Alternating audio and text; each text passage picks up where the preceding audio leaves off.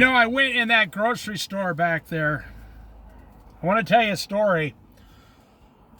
This is exactly what has happened between one generation and why America's failing. This is the perfect example I can give you of why America has failed in the last 40 years. So I'm in there, and there's a couple in there, a Mexican man and a Mexican woman with their kid. And they're 50 years old. And the Mexican man is fat, the Mexican wife is fat, and the kid is fat. However, they were with their very traditional Mexican parents. Oh, you could tell these people probably came up here to visit from Mexico for the holidays. They're probably flying back to Mexico.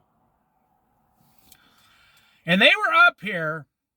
I mean, they were standing there, and the son turned around and says, he had to speak Spanish, just this real deep Mexican Spanish. He says, Papa, you want anything? The dad goes, no. The dad was standing there, skinny as a rail, like solid iron, and he had on nice slacks, Mexican brown slacks, brown Mexican cowboy boots, are probably one of his most prized possessions, and a nice Mexican shirt with a little bow tie on it. He said, no, I'm fine, no. So he asked the mother, do you want anything? She looks around, and all this abundance in this small grocery store, and she goes, no, we're fine, we don't need nothing, no. That's it right there. And I'm among the generation, the fat generation, that I was raised in the 60s, 70s. Then in the 1980s, it was like a free-for-all in America. Everybody wants something. So here are these people, their parents were like 65 years old, just a little older than me. And these traditional Mexican parents, they put me to shame, man. They never even had some of the things that I've thrown away. They are the strictest, most God-fearing generation. But then one generation later, you come to America, or you're born and raised in America like I was, and you're everything, you're a spoiled brat. You got all the cheap products from China. You got all the fast food restaurants. Got to try this. One thing leads to another. 30 years later, you're fat and spoiled, and we got more money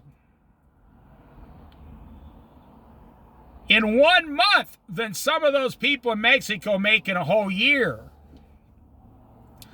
But then how come those people in Mexico are better off than we are? As far as discipline goes, happiness goes. Can you imagine waking up one day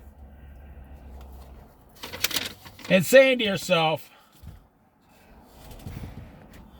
you imagine waking up, you're in Mexico, you're born and raised in Mexico, and you're like, the only thing I want is a house, which back then was like $5,000, a family, children, nice clothes, food, a job, and a nice pair of boots to wear at Christmas. That's it, nothing else. They don't even have a car down there, most likely. But they're happy. They are happier than we are happy. And that's what's going on in America, and that's why capitalism is failing. Do you know sales at Christmas were up 4% over last year? You say, oh, that doesn't surprise me.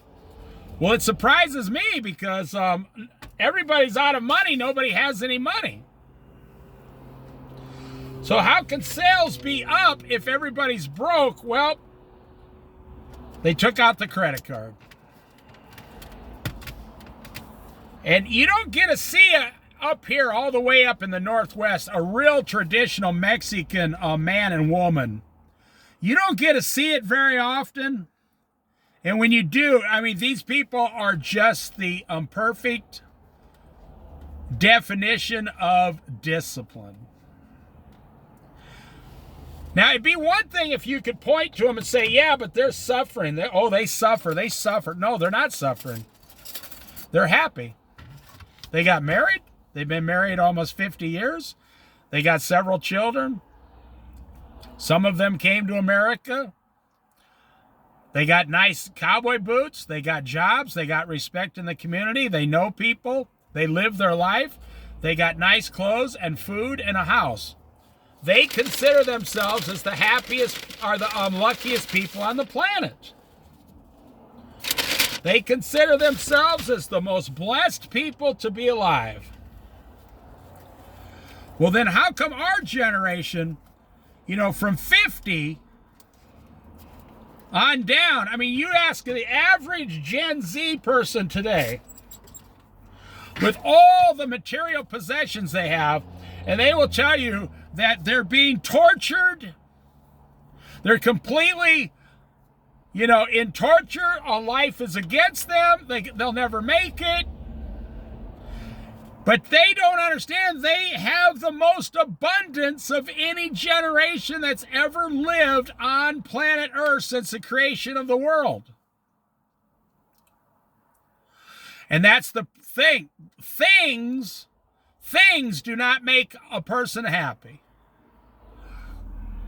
Things do not make a person happy. It doesn't make you joyful. It doesn't give you peace. So it's just, you see this everywhere you go. It's not just one or two. It's the parents are skinny and content with what they have. The 40-year-old child, spoiled as a brat. Oh, they might go to work 40 hours a week, but they're struggling. They're struggling to just, they probably paid to bring their parents up here, and they're probably struggling to pay for it next year.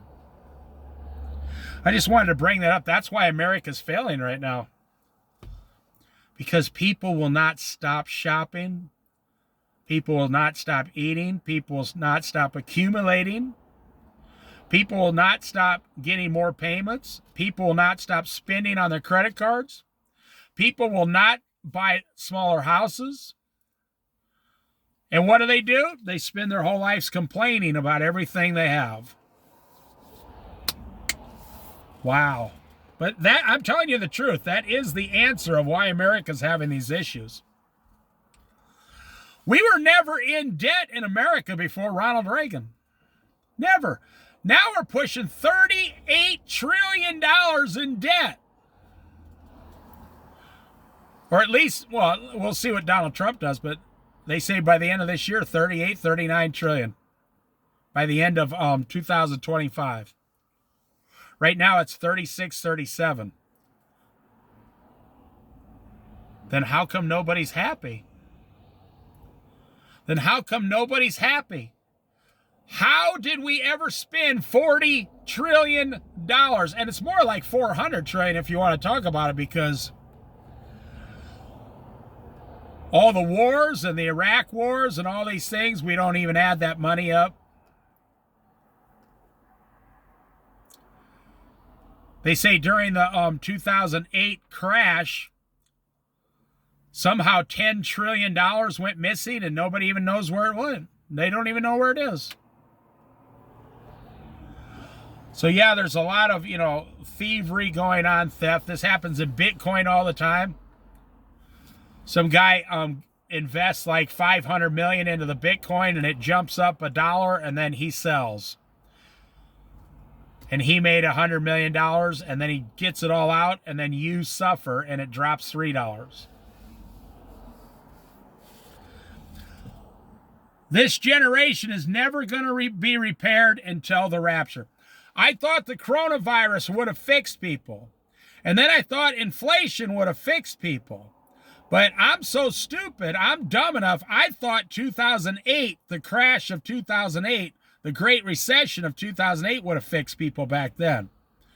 Nothing so far. People are spending more money than they ever have with the least happiness they have ever experienced.